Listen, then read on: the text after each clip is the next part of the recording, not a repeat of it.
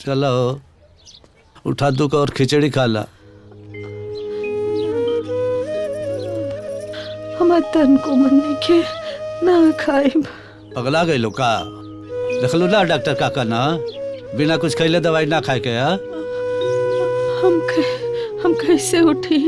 हमके तन को ताकत नहीं के। कोनो बात ना, हम तो के उठा खिया देते। चला उठा तो आराम से। हाँ संभाल अपने आप के।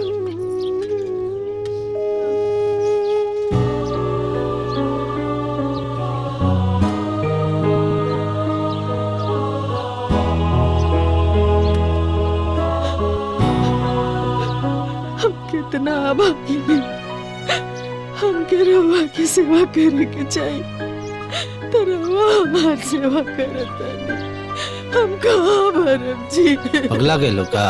हैं? जब पत्नी पति के सुख दुख में खड़ा रहे, सेवा कर ले, तो का पति पत्नी के दुख में खड़ा ना रही? हैं? वो काम ना आई? अरे जब पूत का पुत निकल जाना सना तो ये दिन देखे के पड़ेला। ला खा।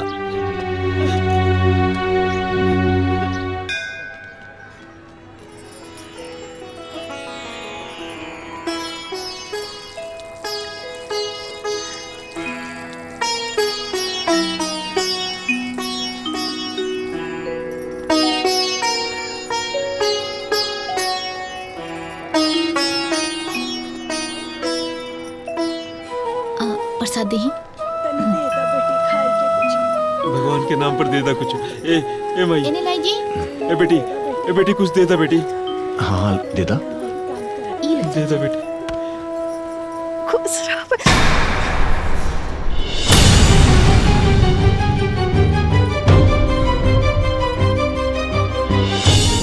माई, अरे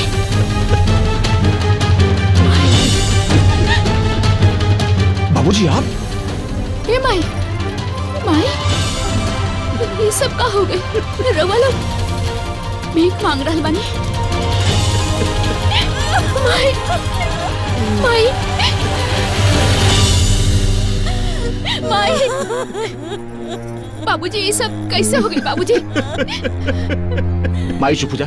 दीक्षा माई के उठाओ माई के। रवा लोग भीख मांगा था नहीं। माई माई बाबूजी रोला से कोनो फायदा नहीं। आप लोग पहले घरे चली। हाँ। वहाँ मिल बैठ के बात करें। हाँ माई, हाँ बाबूजी घर चली। चलिए माई। बाबूजी माई उठी चली ना माई, घर चली हमारे साथ है। हाँ माई। चलिए माई चुप हो जा। ऐसा हालत कैसे हो गई बाबूजी?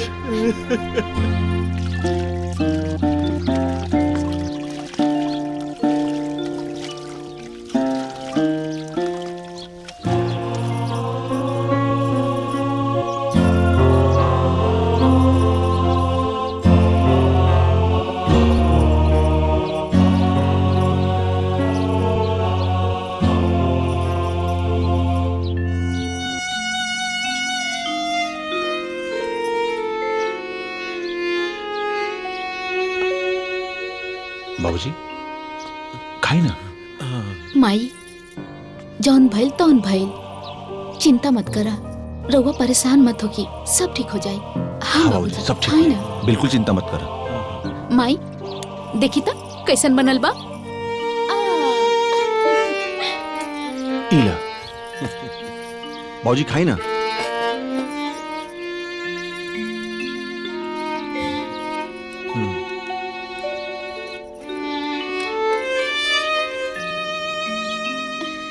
बहुत बढ़िया बा। खाई। माई अब बतावा कि तू लोग के साथ का भइला, जवन तू लोग भीख मांगे के नौबत में आ गईला? का बात बा?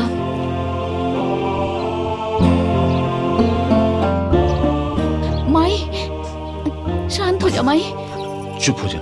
माई शांत हो जा, शांत हो जा, सब ठीक हो जाए। माई वह दिन तो हम लोगन चली आइला,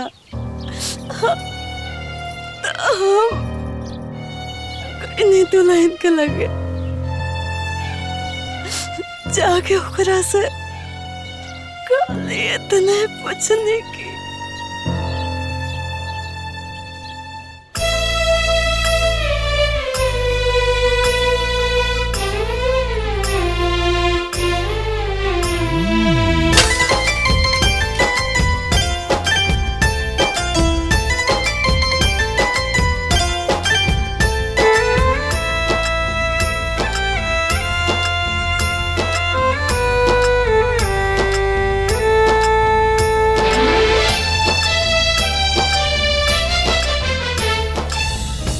मंदिर के सामने बैठ के भीख मांग के अपन भूख मिटावत रहने। माई भूख मिटावत रहने। इतना बड़ा बात हो गई और रउआ लोग हमरा के एक बार भी ना कहनिया। अरे हमरा के एक बार कहले रहती हमरा पास आ गई होती तो इतना कष्ट रउआ लोग के ना उठाए के पड़ी। बेटी, लोग लाज के डर से हमेशा आइल ठीक ना समझनी। जौन भी भाई समझ ली कि भाग्य में लिखा रहा। माई अब चिंता मत करा, हमने गवा नहीं जाना, सब ठीक हो जाएगी। कुछ ना ठीक होया, कुछ ना ठीक होया। ऐसन काहे कहत बाड़ू माई?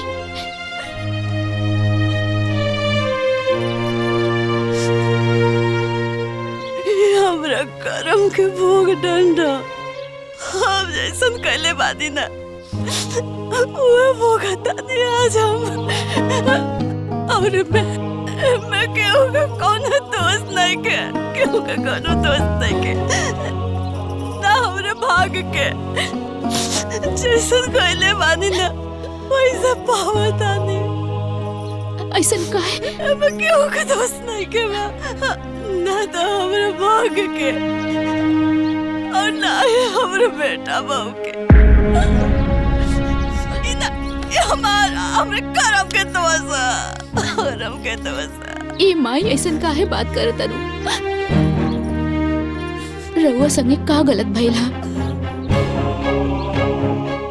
ना ये बेटिया तोरा ना समझ में आवता, बाकी हमरा सब समझ में आ गए, सब समझ में आ गए। अरे हम जाने दोनों के उल्टा सीधा पट्टी पड़ा के तोरे सास ससुर के खिलाफ भड़काउने। राउर पीठ पीछे जब रउआ ना रहली ना तो हमरे बिटिया के ऐसन दुर्दशा करेली ना, खाली दुर्दशा ना करेली, खूब चाहेली। हमरा वजह से तोरे परिवार में कलेश हो गए। वो दोनों लोग के आपन गलती दूसरा के ऊपर मत उठाई तो बुरा हो गई। मतलब हम अपन मेहरारू से प्यार ना करें।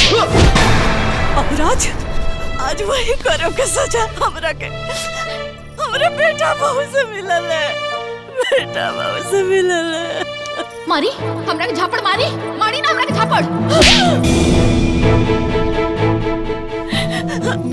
बिटिया हम तोरा सास ससुर के दोषी है,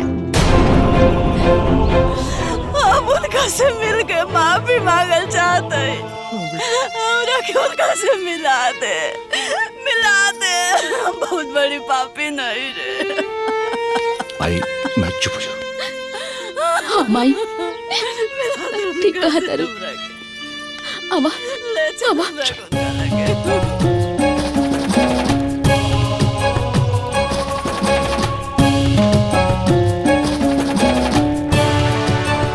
अब रोटियां बना लेना तो खिया के दवाई खियाई ना तो के।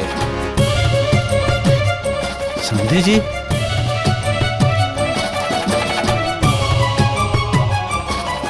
समझी जी समझन जी रउआ कब अली ना? अच्छा रुकी हम पानी लेके आवता नहीं। अरे ना भाई, समझी जी हमनी के शर्मिंदा मत करी। हमने ईमान सम्मान के काबिल नहीं की, हमनी आपके दोषी बानी। दोषी? आप लोग ऐसा क्या कहते हैं? आप लोग हमारे रिश्तेदार है ना, आप लोग भला। सही कहता रे, जो भी कहता रे, कुछ सही कहता रे। रउआ लोग के साथ जवन कुछ भी भइल बा ओकर जिम्मेदार हमने के बानी। हमने के संतान मोह के कारण आज रउआ सब इस दशा में आ गई ने। अपने बिटिया दामाद के उल्टा सीधा पट्टी पड़ा के भड़काउनी रउआ सब के खिलाफ, जौना से रउआ सब के बेटा पतो रउआ सबसे अलग हो गए ने। रउआ सब लोग इतना दुख भोगनी, इतना कुछ सहनी, सबके जिम्मेदार हम माने। समझी जी हमरा के माफ कर दी ना, हमरा से बहुत बड़ी गलती हो गई, माफ कर दे। रउआ अपन मन छोटा मत करी, मत रोई। जौन भाग्य में लिखल रहेला वो होके रहेला, मिट ना सकेला। कहल जाला ना, भाग्य मटी सके ना त्रिपुरा। जौन भाग्य में लिखल रहेला वो होके रहेला। माँ जी हमरा के माफ कर दी, माफ कर दी, हमरा के माफ कर दी बाबूजी। हमरा से बहुत बड़ गलती हो गई। हम रिश्तों के कीमत ना समझ पौनी। माँ जी हमरा के माफ कर दी। तनी खिचड़ी बना दे तू, तोरे सास के दवाई के आपके। हम काहे बनाई? रउआ के बानी हमार?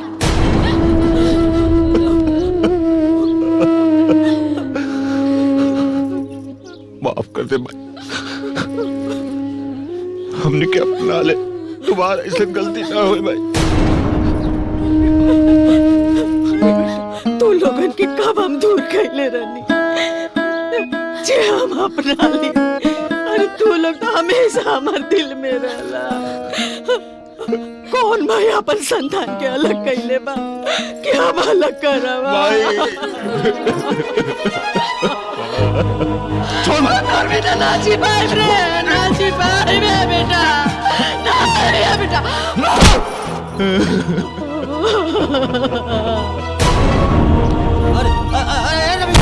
अरे रवि भाई, डॉक्टर साहब।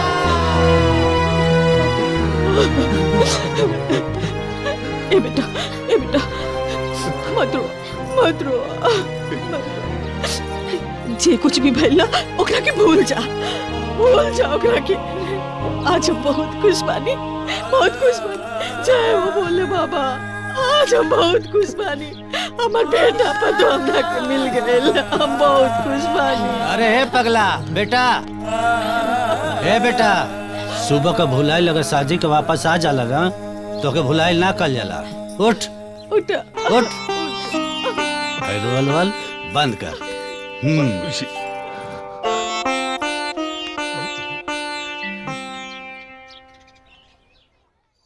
समझी साहब, जे जैसे करेला वैसे ही भरेला, जैसी करनी वैसे ही भरनी।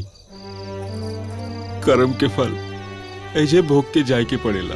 हमनी के बेटा बहू हमनी के घर से निकाल देले बा, हमें उ लोगन के दोस्त नहीं खे, दोस्त हमनी के कर्म के बाटे।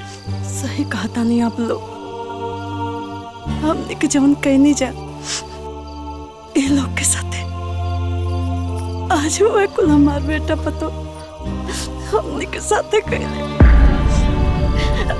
आज हमने घर से बेघर हो गए। नहीं अरे महाराज, देखी महाराज, चिंता मत करिए। आज के बाद ना दोनों प्राणी का घर ही है। का हो? हाँ, ये रहा। लेकिन हमारे एक शर्त पर। कैसन शर्त? अगर हम यहाँ रहब तो हमर सारा जमीन जायदाद दामाद के अब बिटिया के नाम कर दे। अरे महाराज जी का कहता नहीं, ठीक ना? काहे ना ठीक हो? ठीक कहता नहीं।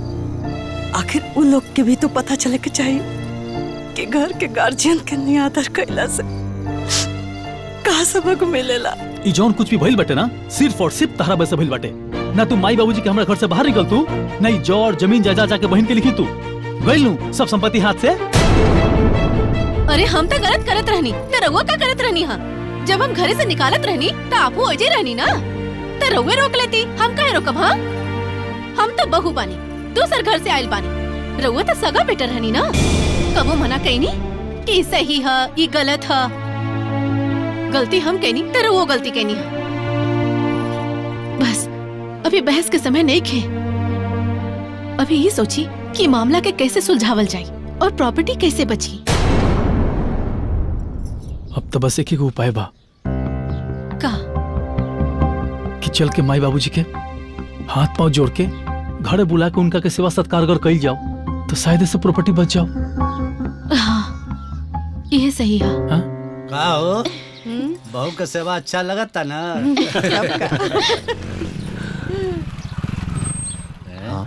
अरे तू ऐजा का करे आयल बड़े? अब तक घर से निकालिए देले बारा, का यहू से निकाले बदे आइल बारे कारा। ऐसे मत बोल भाई, हमके माफ कर दे भाई, हमसे बहुत बड़का भूल हो गया भाई। हम तेरे साथ जन कहले बानी अगर अफसोस बहुत होता भाई। हमके माफ कर दे भाई, बाबूजी हमके माफ कर दो प्लीज। माँ जी बाबूजी हमने के गलती सुधार के एक मौका दे दी। हम रउआ लोग की सेवा करके पश्चाताप करे के चाहता नहीं। माँ जी हमके माफ कर दी माँ जी। रउआ लोग अपन घरे चली ना। हमने के वजह से तू लोग कितना दर दर के ठोकर खाए के पड़ल भाई, कितना दुख तकलीफ तू लोग उठेले पड़ल भाई। हमके माफ कर दे तू बाबूजी, वो लोग घर वापस चले प्लीज बाबूजी, प्लीज भाई। अब हमनी के वापस ना जाए के हा। ऐसे मत बोली बाबूजी, यहाँ से ना चाहिए हमनी के धन संपत्ति जड़ जमीन कुछ भी ना चाहिए बाबूजी। बस बाबूजी तू लोग सेवा करके मैं जिंदगी भर बाबूजी।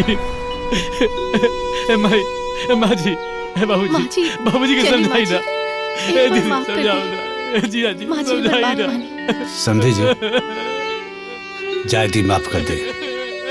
बच्चा बाड़न सर, गलती हो गई, देखा न कितना पछताता सर। समधिन जी माफ कर दी नहीं लोगन के। वैसे भी लड़का लोगन के बात के ज्यादा बुरा ना माने के चाहिए। माफ कर दी बाबूजी, जिसे हम रउआ लोग के बेटी बानी, भाभी में तो रउआ लोग के बेटी बाड़ी ना। देखी ना कितना उदास बाड़ी, कितना दुखी बाड़ी। इनका के इनके गलती का एहसास हो गई बा। माफ कर दी बाबूजी, माई माफ कर दी, भैया भाभी के माफ कर दी ना बाबूजी। हाँ बाबूजी। माँ जी अरे बेटी, जैसे हमने कमाई और बाबूजी हम दोनों के माफ कर दे ली। हमने के एक बार सुधरे का मौका दे ली। ई लोग के भी एक बार माफ कर दी और सुधरे का मौका दी। समझाई ना। ठीक बा, दोबारा ऐसा गलती ना होके के चाहिए। बाबूजी ना हुई कभी गलती है बाबूजी, अब कभी गलती ना हुई बाबूजी प्लीज। घर चले बाबूजी प्लीज। माफ कर दी ना माँ जी, माफ कर दी।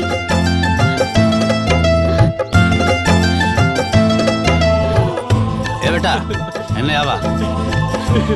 काका तलाश चला घरे, कहीं घरे और एने जाके 2-4 दिन ही है रहा। अरे हमहू के सेवा का मौका दा। बिल्कुल बिल्कुल।